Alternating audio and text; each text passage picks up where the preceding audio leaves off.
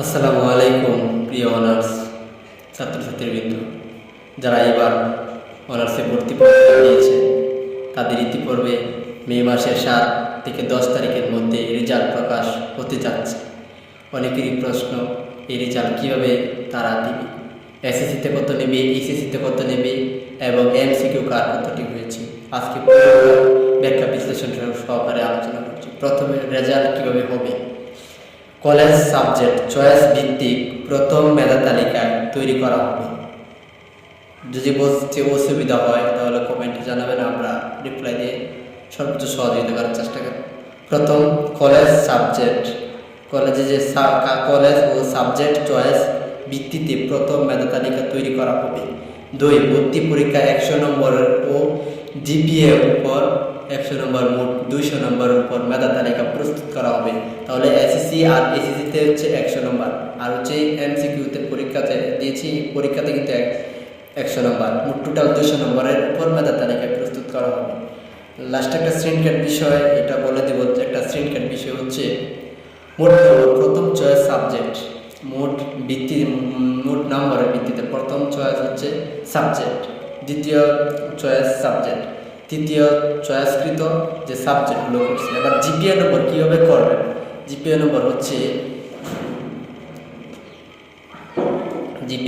SSC থেকে কীভাবে করবে, এসএসসি থেকে 8 দ্বারা গুণ করে 40 নম্বর, এইচএসসি থেকে জিপিএ কে 12 দ্বারা গুণ করে 60। উচ্চারণ রূপ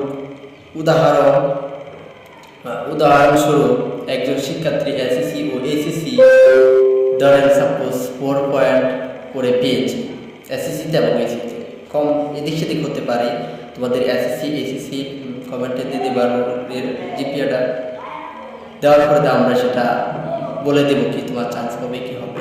দ্বিতীয়ত, এসএসসিতে করলাম, ধরো এসএসসিতে একটা লোকের 4 পয়েন্ট আসছে, এইচএসসিতে 4 পয়েন্ট আছে, এসএসসিতে সে 4 পয়েন্ট আছে, এ গুণ 8 দ্বারা 8 দিয়ে গুণ করবে যদি আসে, যদি এসএসসিতে 4 পয়েন্ট আছে 400 গুণ 8 সমান এসেছে 32। আবার এইচএসসি 400 গুণ 1 মানে 12 দিয়ে গুণ দিলে আসছে 48। মোট জিপিএ নম্বর হচ্ছে 32 + 48, মোট হচ্ছে 90।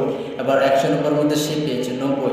এবার হচ্ছে রেজাল্ট কত মার্কস চান্স হতে পারে। জিপিএ প্লাস ভর্তি পরীক্ষা 100 প্লাস 100, মোট 200 নম্বর। জেলা পর্যায়ে 140 থেকে 160, জেলা পর্যায়ে কলেজ 130 থেকে 145, উপজেলা পর্যায়ে কলেজ 120 থেকে 140 নাম্বার।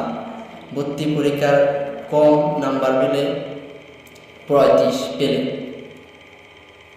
35-এর কম পেলে একদম পেলে। এবার 35-এর কম কেউ 33 34 পেয়েছে, এটা যদি বোর্ড কর্তৃপক্ষ যদি তারা নির্দেশ করে, এটা যদি ভাইস চ্যালেঞ্জার সে যদি নির্দেশ দেয় যে এবার অসংখ্য শিক্ষার্থী আসন ফাঁকা থাকবে এবং এবং এটাও সত্যি অনেক কলেজে অনেকে চান্স পাবে না। এটা সত্যি, কেন চান্স পাবে না? কারণ একটি কলেজে 16 থেকে 17টি সিট থাকে, ওই কলেজে 3000 আবেদন করেছে। আরেকটি কলেজে দেখা গেছে 2000 সিট, মাত্র আবেদন করেছে 1000, পরীক্ষা দিয়েছে 900। বাকিটা ওরা এদিক সেদিক যদি হয় 1-2 নম্বরের জন্য বোর্ড থেকে সেটা বলে দিয়েছে দিবে না, কিন্তু তারা যদি এটা মাথায় আনে যে সিটগুলো কি খালি যাবে, এই বিষয়ে যদি তারা ব্যাখ্যা বিশ্লেষণ করে, সেই সুযোগ সুবিধা দিক থেকে 33 32 34 তারা চাইলে কিন্তু এটা কাউন্ট করতে পারে। এটা বোর্ড মিটিং বসবে, আর কিছুদিনের মধ্যেই বোর্ড তারা মিটিং বসে তারা এটা পরিকল্পনা করবে। যদি দেয় ফাঁসের হার একেবারে কম, কারণ অনার্স তো তারা করতে হবে, কারণ এত আসন ফাঁকা থাকবে, সেই বিষয়ে তারা বোর্ড সিদ্ধান্ত নেবে তারা কি করবে। যদি দেখা যায় যে 50% লোকে 33 34 তারা পেয়েছে বা তার কম, তারা কম পেয়েছে, সেই ক্ষেত্রে একটা বিবেচনা করতে পারে। এটা একমাত্র উপরওয়ালার উপর ভরসা করা উচিত, মন থেকে দোয়া করবেন। এবার আরও যদি জিপিএ এসএসসি এবং এইচএসসি কেউ যদি বের না করতে পারেন, আমাদের কমেন্টে দিয়ে দিবেন, আমরা করে দিব জিপিএ সহকারে। এবং এমসিকিউতে কত পেয়েছেন কোন কলেজ, এটা কমেন্টে লিখে যান। আর একটা সিনকেট যে বিষয়টা হচ্ছে সেটা হচ্ছে এমসিকিউতে যে যত ভালো পাবে সে চান্স তত নিশ্চিত, কারণ জিপিএ এটা ম্যাটার করবে না। কারণ গত বছরে যেভাবে দিয়েছিলাম ঠিক সেই ধারাবাহিকতা কিন্তু এইভাবে কিন্তু এসেছে। তাই হিসাবে যে এমসিকিউ যে যত ভালো করছে তার চান্স তত নিচ্ছে। আশা করি বুঝতে পারেন, কেউ যদি বুঝতে